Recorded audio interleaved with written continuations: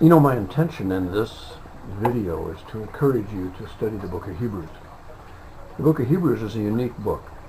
You know, every book in the New Testament is written with a purpose. It's not just a weekly letter from grandpa to the grandkids. These letters were written and included in the New Testament because they have a particular importance.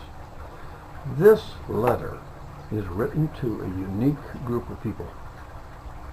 These are Jewish Christians. They've come out of a Jewish faith. What did they used to do? You know, they used to practice sacrifice. They had the law.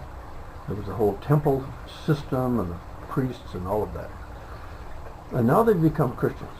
Now imagine, they have been driven from Jerusalem, or they've just moved to Rome. They've gone to the big city, and there they find they're persecuted. And they're persecuted from two sides. On the one side, they're persecuted by Jewish people who are not Christians. They were people who dogged Paul everywhere he'd go, everywhere he'd preach. They would follow him. They'd ridicule him. They'd belittle him.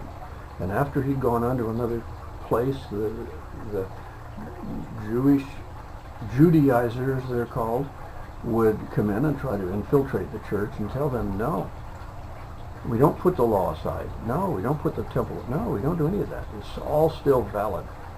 And so Paul was followed around by people like that, and Christian people were persecuted by people like Paul used to be before he became a Christian. So they were persecuted by their own folk.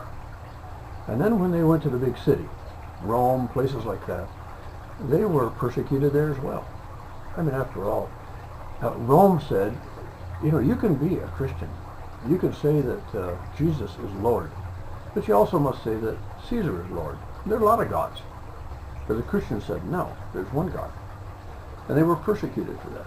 And if a soldier wouldn't bow down and salute in front of a picture of Caesar and say Caesar is Lord, they'd kill him. So imagine, you are a Christian, and you're also Jewish background. And now you have a choice. You can either suffer for your faith, perhaps even die, or you can remain strong. And so this book is written to explain how Jesus, and everything about Jesus, everything about him, is superior to the old way. You think angels are great? He says in chapter 1, Jesus is greater. Moses, wasn't he great? Well, Moses was one who lived in the house, but Jesus owned the house and built the house. How about the old law? The new law is better. There was an old covenant, but we have a new covenant. It's superior.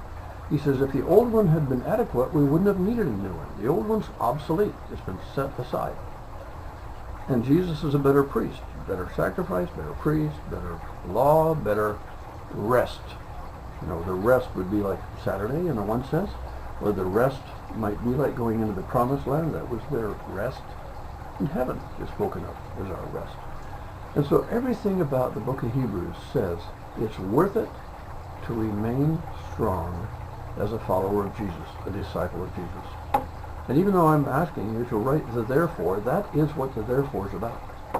The therefore is, therefore, don't give up your faith. It will be worth it. So I'd like you to flesh that out. Look throughout the chapters and sort of draw an argument for why they should therefore remain strong. Hey, this has been a very good module for me. I've enjoyed our communication.